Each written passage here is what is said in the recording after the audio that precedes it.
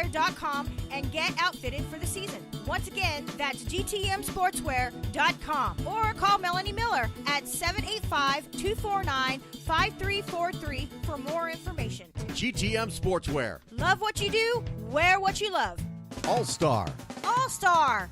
All-Star Inflatables, a premier custom manufacturer of cold air inflatables. And they know what big-time Texas football is all about. They specialize in team spirit tunnels, inflatable helmets, mascots, bounce houses, and much, much more. They also do repairs.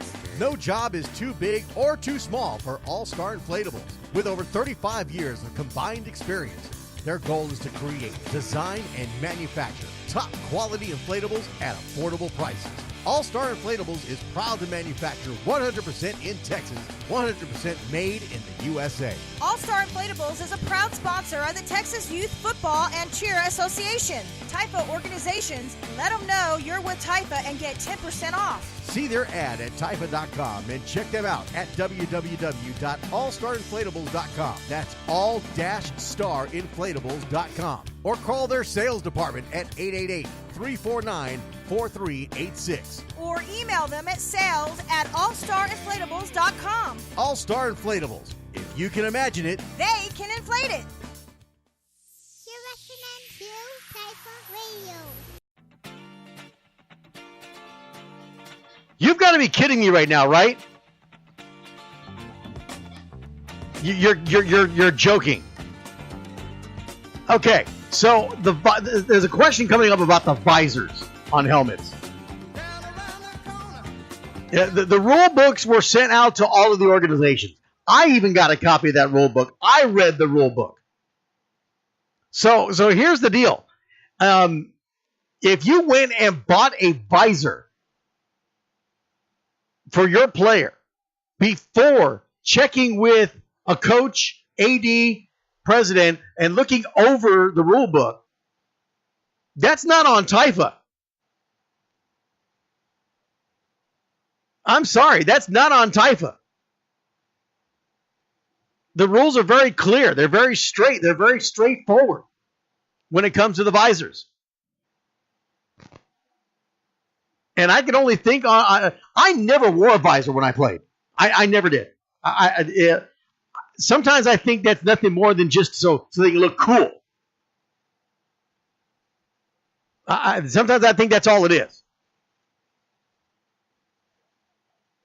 I'm not a fan of the visors. I don't believe in them. They get dirty all the time. You're constantly wiping them clean all the time. If it's a wet, rainy game, you're constantly having to wipe it clean. It gets fogged up with the humidity, particularly in Houston. I think it's more trouble than they're worth. And as for the referees not knowing, I wish I had the sound. Let me see. Can I find it here real quick? Let me see if I can find this here real quick. Where's it at? No, they don't have it. They don't have it. Let's see. We'll do this. Breaking news. The referees didn't know a rule. Breaking news.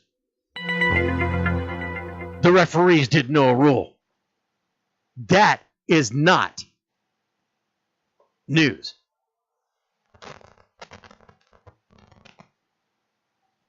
That's all I can tell you. That is not news. Of course they don't. I love the referees. I have great conversations with them. We have a great time during the game. Sometimes I have to do the games on the field, like I did for the JYS at Venom. They had no power, so I couldn't do my full setup. So I did the broadcast all from my phone all Saturday. 4 games on the field at 50 years old. That was a lot of fun. Got my workout in. Great conversation with the referees. We all work together. Works great. But they don't always know all the rules. And not to defend them, because these referees know. A lot of them, some of them actually tell me they listen to the show all the time. They listen to the show. And I'm glad they do. Because they even talk to me about some of the criticism that I have for them sometimes. And, I get on them about not knowing our rules. A lot of times we're talking on the field and I'll tell them, hey, do you realize they can't do this? Now, mind you, these referees are not just doing type of football games. So there's a lot of different rules that they have to deal with in a regular season.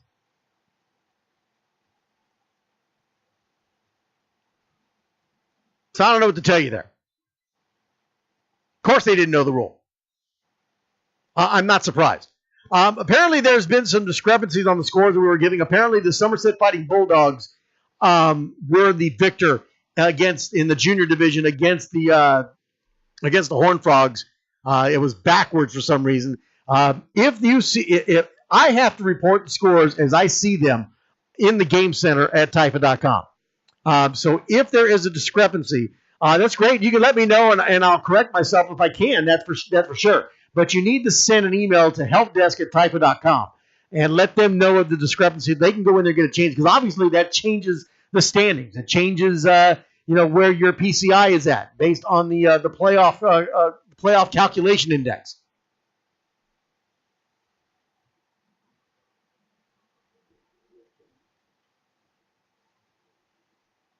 So make sure you do that. All right, so we got one more set of scores to go over, and that is the all-important senior district. Everybody loves those seniors, and we're going to try to show some love to those seniors as well, as they deserve it each and every time the big boys playing. Here are your senior level scores. San Antonio Junior Broncos over the Killeen Chiefs 21-12. The JYSF Venom seniors 35. Junior Brahmas 0. Wilco Tigers, they got a senior team this year, taking on the Judson Junior Rockets 29-0. Tigers over the Rockets. Tri-County Titans with a senior group taking on the San Antonio Junior Mustangs 34-0. All Titans. Southwest Houston Junior Marlins running a senior team this year, going up against the Cypress Tigers. Marlins 27, Cypress Tigers 6. The Unity. That's how we have them. They prefer the U, so we'll call them the U. They're running a 13U team only, a senior team only. 48 over the Texas Giants 6. Southeast Texas Oilers 12. 713 Cardinals 6. 713 Cardinals, what's up? All I heard about what you guys were going to do this season, and I haven't seen it yet. Come on now, get on the ball. A-Leaf Titans Elite taking on the Central Houston Titans. Battle of the Titans in Houston, 22-6. A-Leaf over Central Houston. North Houston Panthers got a senior team this year, 37. Katy Texans 6. Bridge Seahawks 12. East Houston Longhorns 6. And the Houston Hurricanes, or the Texas Farm League Hurricanes, over the Southwest Houston Junior Marlins senior team by a score of 45-0. That is your scores for the senior level. And now your standings in the senior level. Not a whole lot of teams, but we're going to give you the top 10 anyway. Number 10, the Bridge Seahawks. At number 9, it's the A-Leaf Titans Elite. 8 is the North Houston Panthers.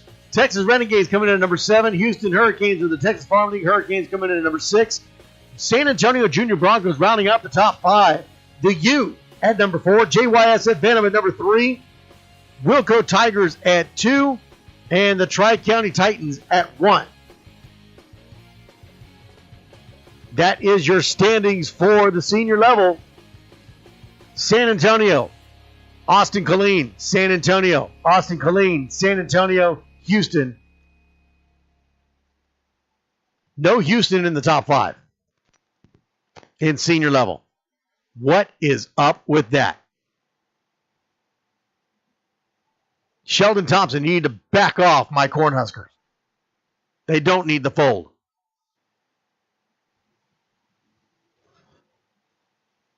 They do not need the fold.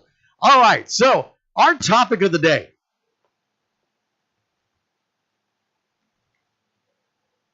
Topic of the day. Showboating in youth sports. And I'll give you the number, 979-353-4421 if you want to call in, be part of the show, be part of the discussion. I saw this happen in a couple games. It happened last week. It happened the week before. It happened twice last week, actually. And it both kind of goes back to what the rules are currently. And the interesting part about this, excuse me, the interesting part about this is the coaches. It was the coaches' reactions that I saw that was kind of interesting to me.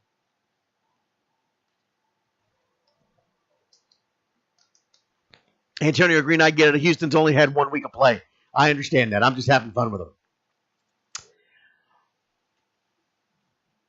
So we've had players where, in fact, we had an incident in the game last week between the Predators and the Venom. A kid from the Venom broke free down the sidelines and had nothing but real estate in front of him. Took off for about a 55, 65-yard touchdown run. But about 10 yards from the end zone,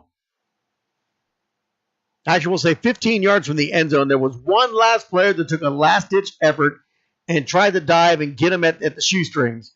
And the runner with the ball had the high step and got past him. Now, that was fine. It's what happened at about the 10, inside the 10 and 5-yard line that created the problem. The runner then decided to high step some more, even higher, and hang the ball out to one side as he went into the end zone. Kind of doing a Madden kind of thing, I guess you could say. So the disturbing part about it was the parents, the fans, even the coaches were all laughing, joking, thought it was the greatest thing in the world until the penalty flag came out. Until the penalty flag came out.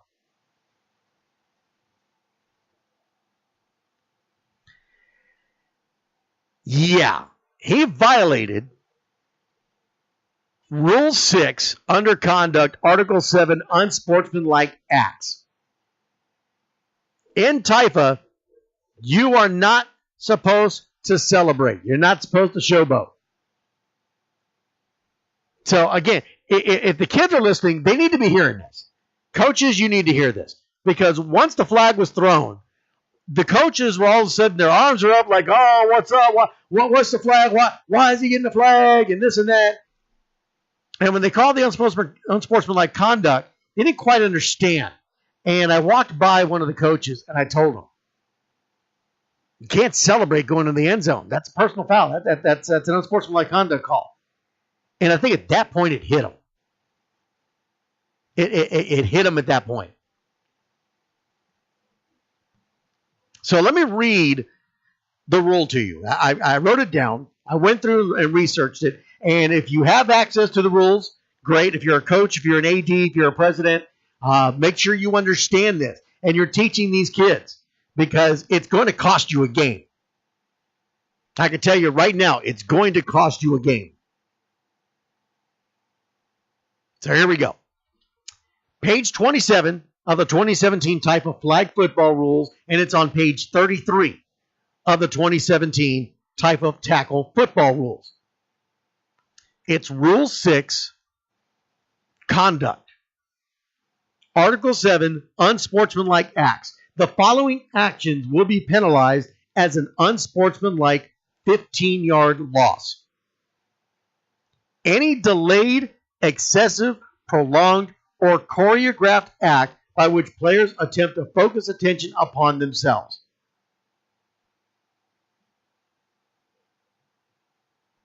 Number 2, obvious altering stride. Here's where that rule came in. Obvious altering stride as an unopposed runner approaches the opponent's goal line or diving into the end zone when unopposed. We had that call last week as well. Kid went for the corner of the end zone, and he dove into the end zone. Penalty flag went up, negated the touchdown, 15-yard penalty. Now, that one I understood the argument on the coaches because I actually didn't agree with that call.